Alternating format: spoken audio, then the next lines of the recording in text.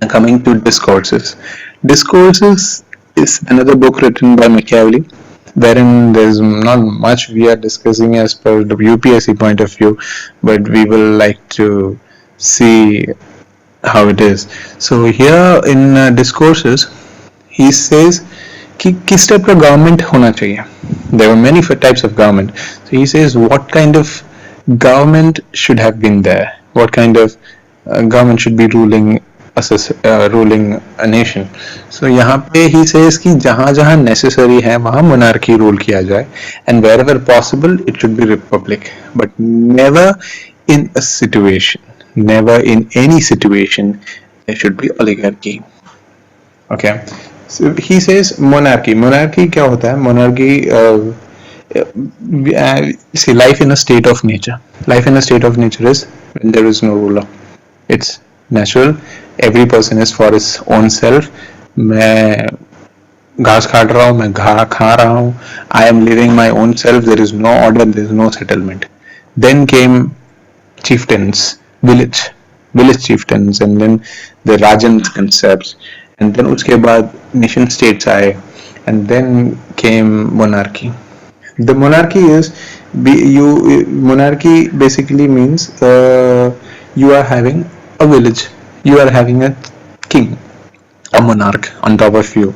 So what happens is this monarch can get tyrant, he can be cruel and all this. So उसके वजह से क्या होता है? This monarch is dethroned by the people, and when this monarch is dethroned by the people, these monarch के जगह पे there will be a certain set of people who are ruling the organization, a certain set of nobles you can say. So a certain set of nobles when they're ruling, that is called as aristocracy, it is an aristocratic class. So उसको बोलते हैं oligarchy. Oligarchy means a small group of people having control of the country or the organization or the city or the country, whatever it is. So when the monarch becomes tyrant, when he becomes a bad person, when he becomes a bad guy, there is oligarchy. But again क्या हो सकता है कि oligarchy means when one person can become tyrant, one person can become bad. As Hitler says, one person can make one mistake, 32 people ruling the government together can make 32 different types of mistakes. Likewise, this oligarchy means a group of people who are ruling the government, they also can become very bad tyrant. So when such people become tyrant, what happens is the people rise in revolution and dethrone them, and there is republic. So these are the two extremes, monarchy being the left, monarchy being being on one side, and republic being on the other side.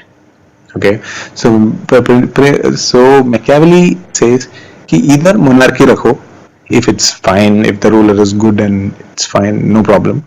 But if it's possible, if the monarch becomes tyrant, then go for a republic. But never in any situation go for oligarchy.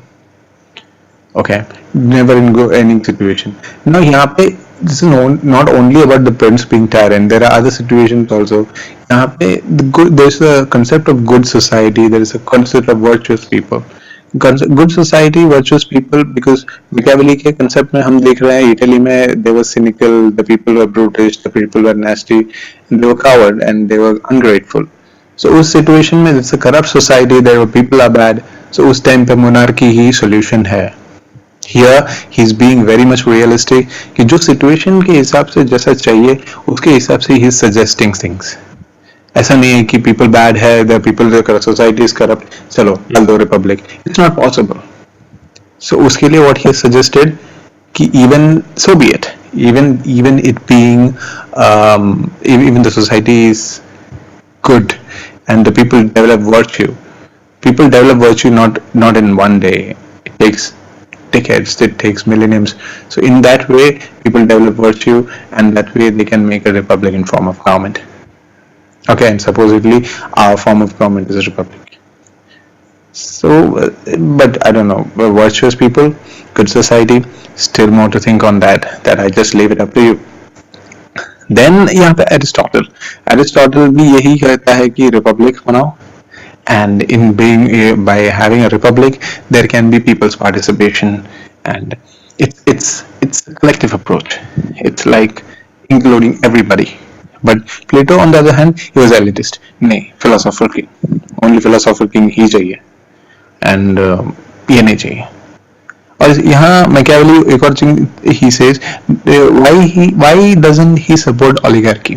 The basic reason he doesn't support oligarchy was the nobles or the aristocratic class.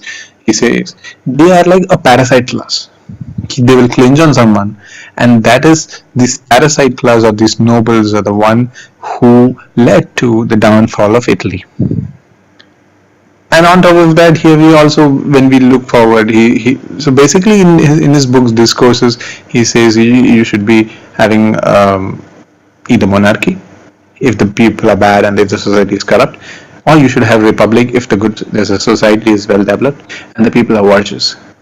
If virtuous people means basically they have reason to think, they think with their brains and not with their emotions, and no such bad things happen. यहाँ पे I would like to also mention one point from your prince, wherein the prince says कि you should use religion. Don't you think so? In the current situation, what is happening in our country, don't you? Not even in our country, be it worldwide, religion is being used as a very powerful tool. Be it the rise of ISIS, be it the be it the beef ban, or be it the Ram Janmabhoomi case, be it the Godra riots, be it any kind of riots, be it the Hindu Muslim riots, be it anywhere.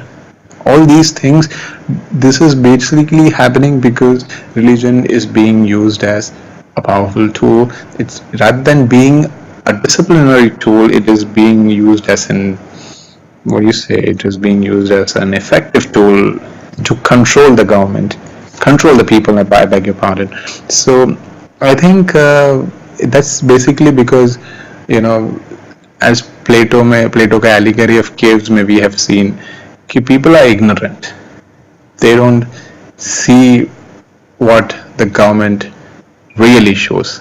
They are just trying to see. Remember the picture in which the ant you see in that slide, Plato 1 or Plato 2, just go back to that slide, you can see the government is trying to show you an image of the ant, but you don't ever realize that it is a small ant, but you think it is something very big.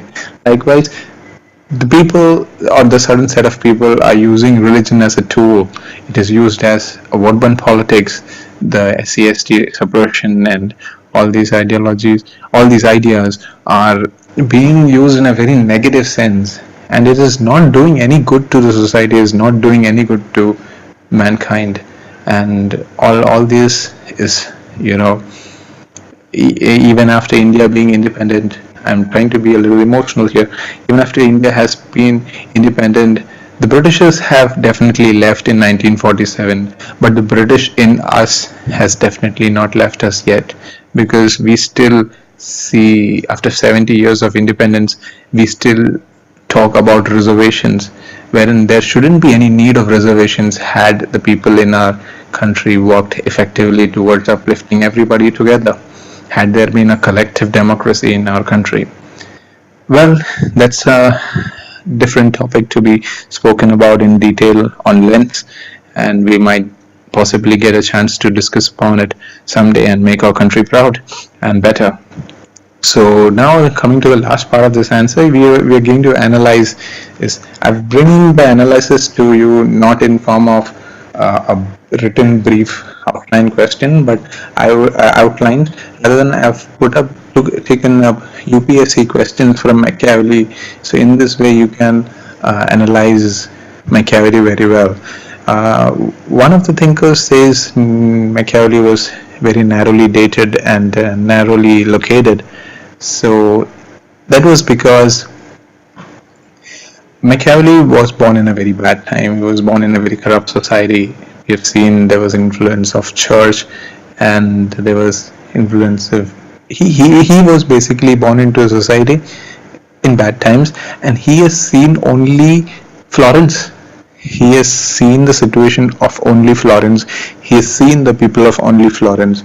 So various other thinkers say कि भाई you are only you have only seen one place, you have only seen a set of people, so you are trying to just being stereotypical, or you are being dogmatic.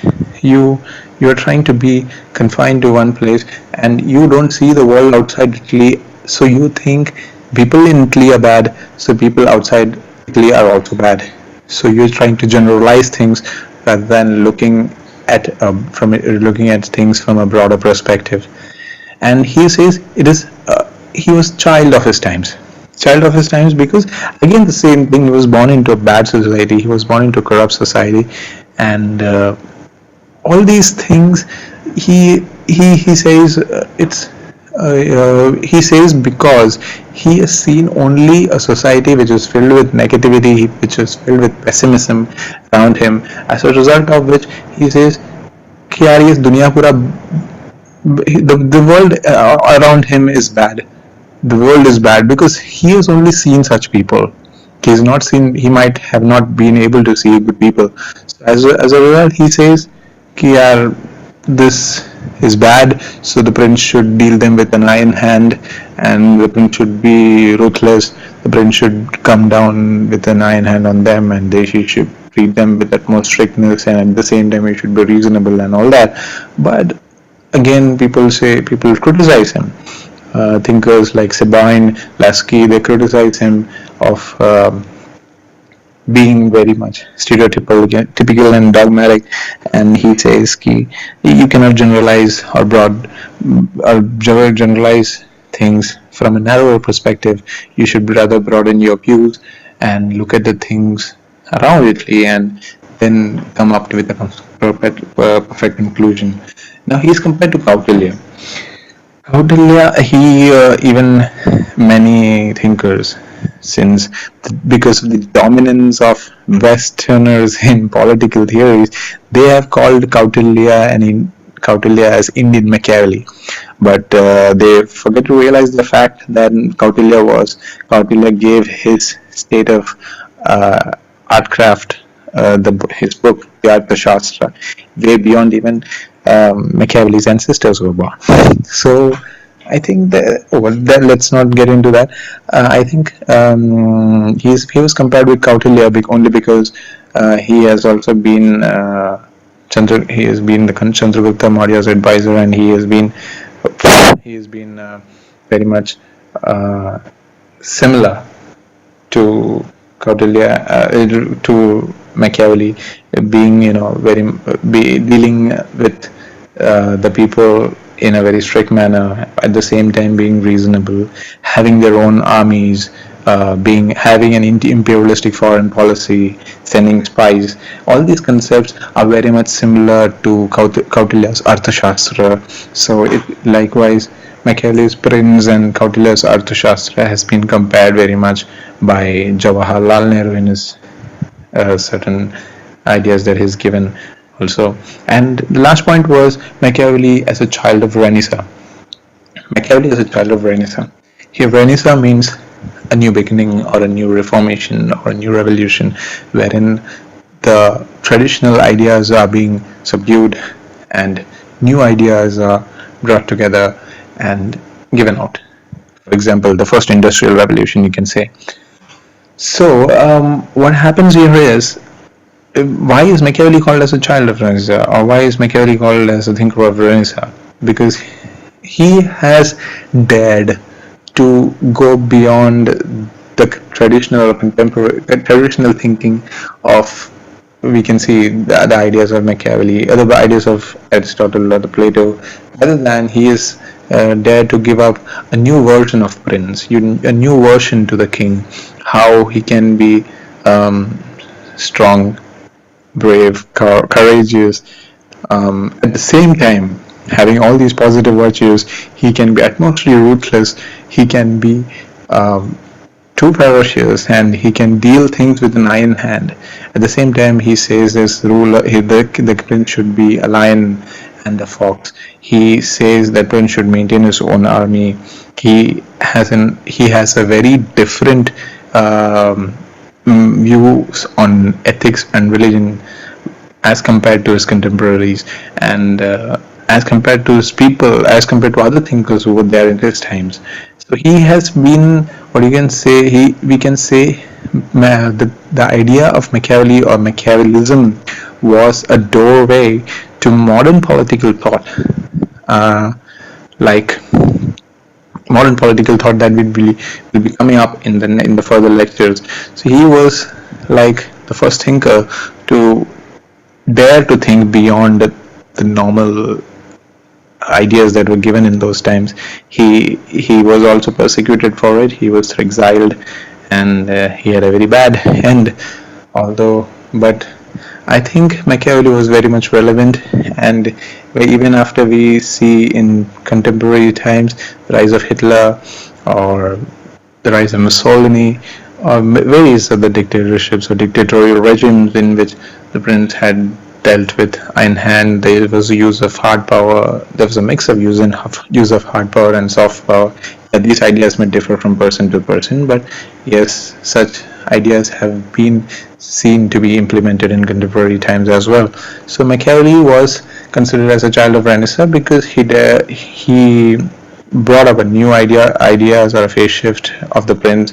Rather than being too idealistic, he was realistic, and he was relevant. He gave ideas to his prince which were very much relevant as far as Italy in those times were considered.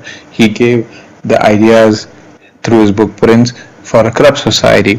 So I think he was very much, although narrowly dated and narrowly located, but he was very much relevant, even narrowly relevant and narrowly, even if it was located narrowly, but he was relevant as far as Italy is concerned. Thank you. So if you like these videos, and if you want to come up with any other suggestions, or if you want us to make videos on some points which you don't understand or anything, please come up with the comment section and like, share, comment and subscribe. Thank you.